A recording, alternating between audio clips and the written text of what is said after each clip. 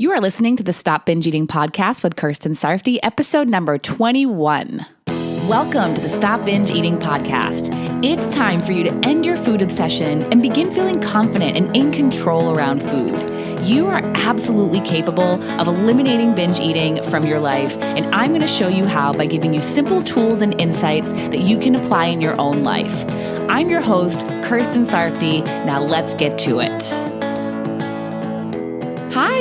If you're listening to this on release day and you celebrate Christmas, Merry Christmas. I hope you have a wonderful day full of joy and laughter. And if you're listening to this any other day, or if you don't celebrate Christmas, I hope you're still filling your day with joy and laughter. I'm, of course, recording this episode a couple weeks before Christmas, but I'll tell you, I'm pretty excited about this one. As I think I've mentioned before on this podcast, I lived in California for about 13 years, and I'm in my first year living back home in Massachusetts. And it's been awesome, by the way. And this will be my first Christmas with my family since I think 2011. Since then, I've had some Christmases with friends, and I've also had some Christmases alone. Now, before you get all sad for me, which people did whenever I'd tell them what I was doing or what I did, know that I chose to be alone. I always had at least a couple friends in town that invited me to go to the movies with them or come over, but I declined for whatever my reason was that year. Usually it was because I just didn't want to get dressed and leave home. I just wanted to stay home and watch Christmas movies and FaceTime with my family for a little bit.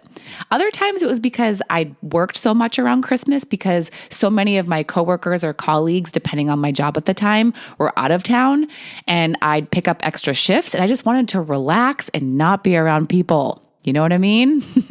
So it was all by choice. And I very much enjoyed having that day off to myself. I didn't think of it as being sad that I was alone. I was alone on a family holiday, and I did not feel lonely. How could I be alone on Christmas and not feel lonely? Some people just didn't understand, while there were definitely people who totally understood and wished that they could do the same. Now, I want to talk about loneliness because it used to be one of my main trigger emotions when it came to binge eating, and I've heard many people say the same. I'd feel lonely, so I'd eat to feel better, to comfort myself, to give myself something to do. And it was crazy because I knew part of why I felt lonely was because of my binge eating. I perpetuated the loneliness cycle with my excessive eating. I'd feel lonely and then binge because I felt lonely, and I'd sit there alone and feel more lonely and have zero desire to connect with anyone because I felt so crappy. It was all very confusing to me too because I love being alone. I need my alone time. I look forward to it. But every now and then, being alone and loving it would turn into being alone and feeling lonely, and I did not know why. What was also confusing was the times when I'd actually make plans to go out to a party or a show or something and still feel lonely while I was there. Being around people was supposed to make that go away, wasn't it? Well, it doesn't always. That's the thing about loneliness. You can feel it whether you're alone or with people. I remember one day during my coach certification training, we were working in small groups, and I said that I felt lonely because I was single.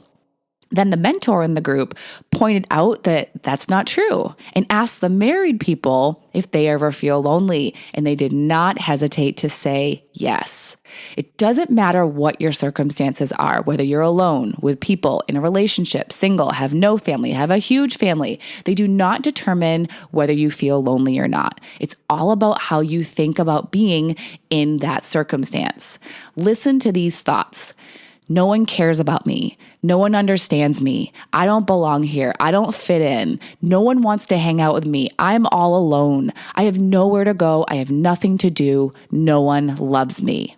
These right here, thoughts like these, are the cause. It's not being alone that causes loneliness. Like I said, I'm alone often. I love being alone sometimes, and I don't feel lonely most of the time when I am.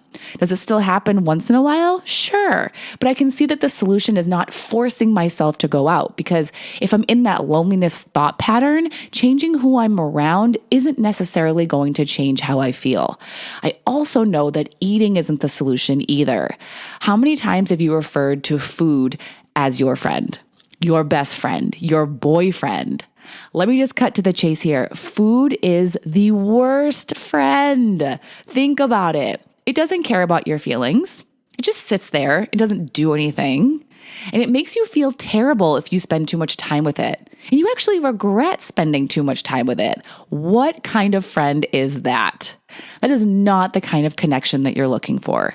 Yeah, it may be reliable. You always know you can count on it to be right at the grocery store when you want it. But do you really want to be with someone or something just because it's available? You don't deserve to settle for that. You deserve to have someone care about you and like you and listen to you. And you know who the best person is to do that for you? You. If you like you, care about you, understand you, and are willing to listen to you and want to hang out with you, then being alone is awesome.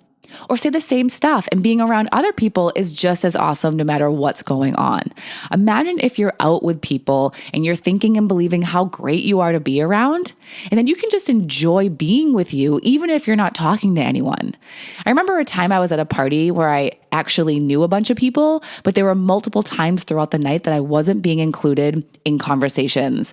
I was thinking that they didn't want to be friends with me or didn't care that I was there, and I felt pretty down on myself because of this. It sucked.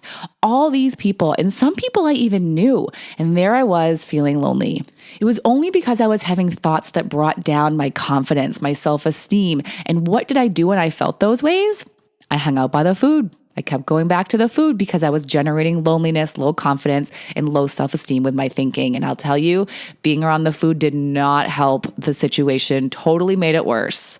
Instead, I could have been building myself up and then trying to join in, or just being comfortable being myself, even if I wasn't included in the conversation.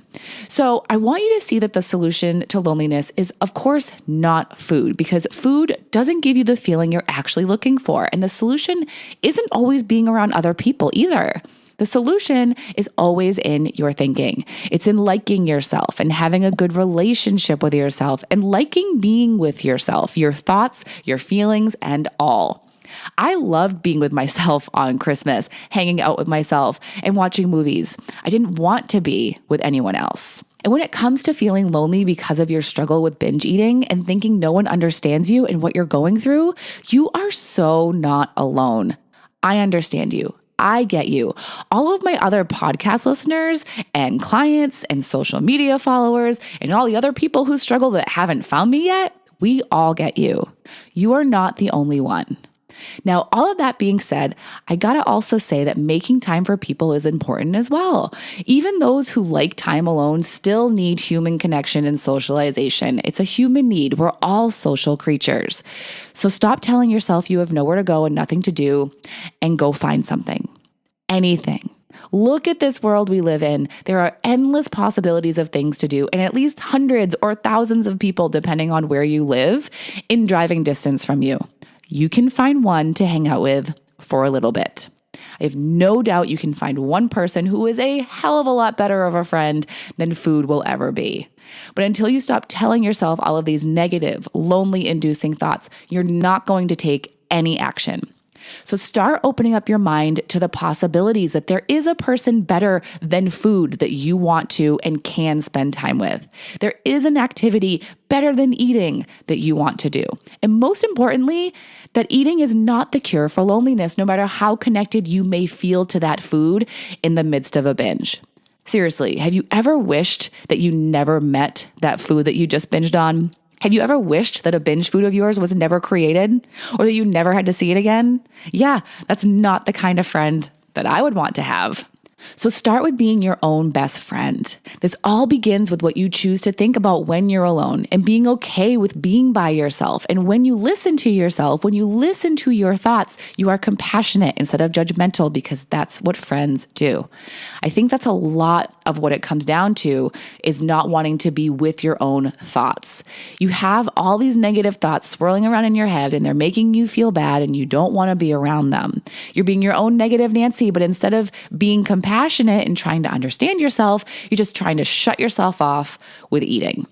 Imagine if someone you love or care for was venting to you about having a tough time they're having. Are you going to shut them out or listen and try to understand?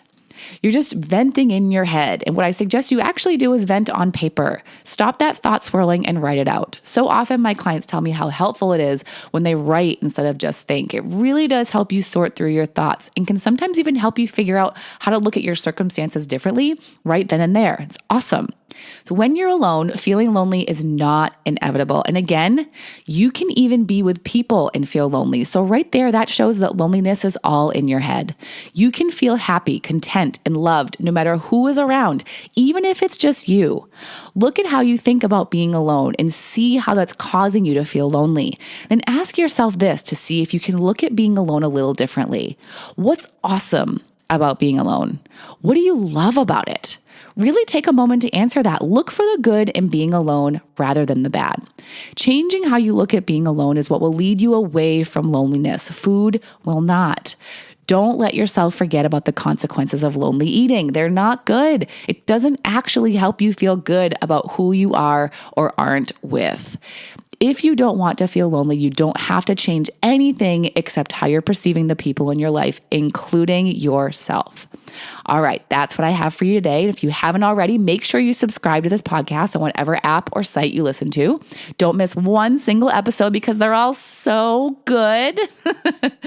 Have a great week. Spend lots of time being alone and feeling content. And remember that you're always just one decision away. Have a great week. Bye-bye. Thank you for listening to the Stop Binge Eating podcast. If you like what you heard today and you want more, go to coachkir.com/free. That's COACHKIR.com/free to get some awesome free stuff to help you stop binge eating.